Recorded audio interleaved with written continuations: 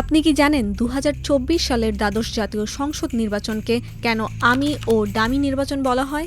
কেনই বা দেশের ইতিহাসে ২০২৪ সালের এই নির্বাচন একটি নেতিবাচক নজির হয়ে থাকবে?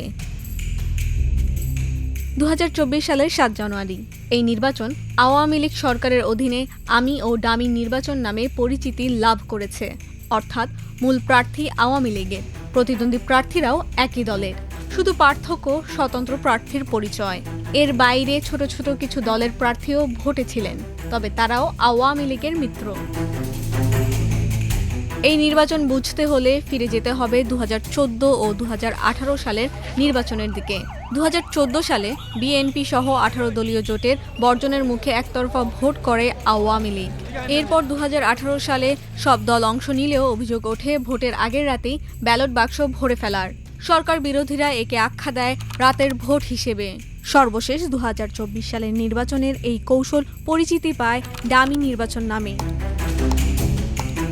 অন্তর্বর্তী সরকারের গঠিত তদন্ত কমিশনের প্রতিবেদনে বেরিয়ে এসেছে এক চাঞ্চল্যকর তথ্য। প্রতিবেদন অনুযায়ী এই নিয়মের নীল নকশা শুরু হয়েছিল ২০০৮ সালের পর থেকেই।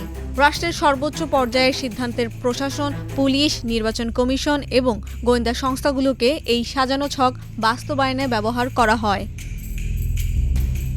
বিরোধী শূন্য নির্বাচন ২০২৪ সালের দ্বাদশ সংসদ নির্বাচন নির্দলীয় সরকারের অধীনে করার দাবিতে আন্দোলন শুরু করে বিএনপি। দলটি ২০২৩ সাল জুড়ে দেশব্যাপী সমাবেশ, পদযাত্রা ও অবরোধ কর্মসূচি পালন করে। মূলত ওই রাজনৈতিক কর্মসূচিতে রাষ্ট্রীয় বাহিনী দিয়ে হামলার পর বিরোধী রাজনৈতিক দলগুলোকে কোণঠাসা করে আওয়ামী লীগ একক নির্বাচনের দিকে এগোয়। তখন জাতীয় পার্টির অবস্থান নিয়ে দলটির ভেতরে তীব্র টানাপোড়েন চলছিল। নির্বাচন বর্জনের পক্ষে দলের ভেতরে জোরালো মত তৈরি হয়। ২০২৩ সালের ডিসেম্বরের মাঝামাঝি সময় হওয়া বৈঠকগুলোতে জেলা ও কেন্দ্রীয় কমিটির অনেক নেতা নির্বাচনে না যাওয়ার পক্ষে মত দেন। এসব বৈঠকের উদ্যোগ নিয়েছিলেন দলের চেয়ারম্যান জি.এম. কাদের। এই পরিস্থিতিতে জাতীয় পার্টি নিয়ে আওয়ামী লীগ সরকার সতর্ক হয়ে ওঠে। গোয়েন্দা সংস্থাগুলোকে দলটির নেতাদের ওপর কড়া নজরদারিতে রাখা হয়। এরপর ২০২৩ সালের ১৭ ডিসেম্বর মনোনয়নপত্র প্রত্যাহারের শেষ দিন জি.এম. কাদের কর্মীদের উদ্দেশ্যে বলেন, ভিক্ষার সিট আমরা নেব না। এ অবস্থায় সরকারি সংস্থাগুলো আশঙ্কা করে জি.এম. কাদের নির্বাচন বর্জনের ঘোষণা দিতে পারেন। তখন অল্প সময়ের মধ্যেই অনেক পুলিশ সদস্য ওই কার্যালয়ের ভেতরে ও বাইরে অবস্থান নেন। কিছুক্ষণ পর ডিজিএফআই-এর কয়েকজন কর্মকর্তা জি.এম. কাদের ও দলের কেন্দ্রীয় নেতাদের সঙ্গে একটি কক্ষে বৈঠক করেন। পরে দেখা যায় জি.এম. কাদের নির্বাচনে অংশ নেওয়ার সিদ্ধান্তও নিয়েছেন। স্বতন্ত্র প্রার্থী হতে দলীয় নেতাকর্মীদের উৎসাহ ২০২৪ সালের নির্বাচনকে আন্তর্জাতিক মহলের কাছে অংশগ্রহণমূলক ও প্রতিদ্বন্দ্বিতামূলক দেখাতে আওয়ামী লীগ নজিরবিহীন কৌশল নেয়। দলীয় নেতাকর্মীদের স্বতন্ত্র প্রার্থী হতে উৎসাহ দেওয়া হয়। নির্বাচনে আওয়ামী লীগ প্রার্থী দেয় ২৬৬ আসনে। স্বতন্ত্র আওয়ামী লীগ ছিলেন ২৬৯ জন। গৃহপালিত বিরোধী দল হিসেবে পরিচিত পাওয়া তখনকার সংসদে বিরোধী দলের আসনে থাকা জাতীয় পার্টিকে ২৬টি আসনে ছাড় দেয়। ওইসব আসনে আওয়ামী লীগ তাদের প্রার্থীদের সরিয়ে নেয়। আওয়ামী লীগের নেতৃত্বাধীন ১৪ দলীয় শরিকেরা সমঝোতার মাধ্যমে ৬টি আসনে ছাড় পায়। এর মধ্যে জাসদ ৩টি, ওয়ার্কার্স পার্টি ২টি ও জাতীয় পার্টি ১টি আসন পায়।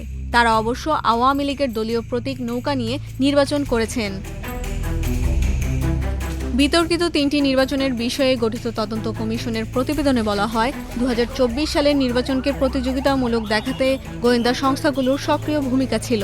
এতে তৃণমূল, বিএনপি, বিএনএম ও বিএসপির মতো নতুন দল গঠন ও নিবন্ধনের পেছনে গোয়েন্দা সংস্থাগুলোর ভূমিকার কথা উল্লেখ করা হয়।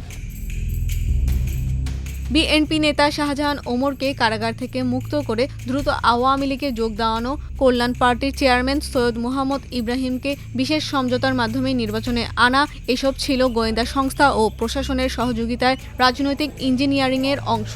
উদ্দেশ্য ছিল সংসদে কিছু ভিন্ন নাম ও প্রতীক রাখা, যাতে নির্বাচনকে এক দলীয় নয় বলে দাবি করা যায়। সহিংসতা, আগুন ও আতঙ্ক। আমি ও ডামি নির্বাচনেও সংঘাত ও প্রাণহানি থামেনি। প্রচার পর্বের ১৮ দিনে সারা দেশে শতাধিক সংঘাতের ঘটনা ঘটে, প্রাণ যায় অন্তত ৩ জনের।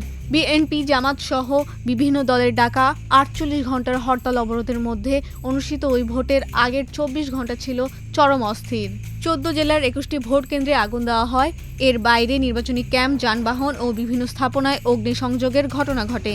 ভোটার উপস্থিতি বাড়াতে যে তথাকথিত স্বতন্ত্র কৌশল নেওয়া হয়েছিল সেটিই মাঠের সংঘাত বাড়িয়েছে বলে মনে করা হচ্ছে। এরপর ভোটের দিন ৭ জানুয়ারি ঢাকাসহ বড় শহরগুলোর অধিকাংশ কেন্দ্রে ভোটার উপস্থিতি ছিল চোখে পড়ার মতো কম। অনেক কেন্দ্রে নৌকার প্রতীকের প্রার্থীদের বাইরে কোনো পোলিং এজেন্ট দেখা যায়নি। এছাড়া বিভিন্ন কেন্দ্রে পর্যবেক্ষকদের ভোটারের লাইন লম্বা দেখাতে ডামি লাইন দাঁড় করানো হয়েছিল। জাল ভোট, ব্যালট ছিনতাই, কেন্দ্র দখল, প্রকাশ্যে সিল মারা, এসব অনিয়মের অভিযোগ আসে বিভিন্ন এলাকা থেকে। ফলাফলে দেখা যায় নির্বাচন কমিশন প্রথমে ভোটের হার শতকরায় ২৮% বললেও তা পরে হঠাৎ বাড়িয়ে ৪০ থেকে ৪২% ঘোষণা করে, যা নিয়ে ব্যাপক সন্দেহ ও প্রশ্ন দেখা যায়। নির্বাচনের চূড়ান্ত ফলাফলে সংসদের ৯৪%-এরও বেশি আসন আওয়ামী লীগ ও তাদের অনুসারীদের দখলে চলে যায়, যার ফলে সংসদে কোনো কার্যকর বিরোধী কণ্ঠস্বর অবশিষ্ট ছিল না। পরে ৭ মাসের মাথায় ২০২৪ সালের ৫ আগস্ট ছাত্র জনতার অভ্যুত্থানে পতন হয় আওয়ামী লীগ সরকারের। তখনকার প্রধানমন্ত্রী শেখ হাসিনা ভারতে আশ্রয় নেয়। ৮ আগস্ট অধ্যাপক মোহাম্মদ ইউনূসের নেতৃত্বাধীন গঠিত হয় অন্তর্বর্তী সরকার। এই সরকারের আয়োজনেই ১২ ফেব্রুয়ারি ত্রয়োদশ সংসদ নির্বাচন।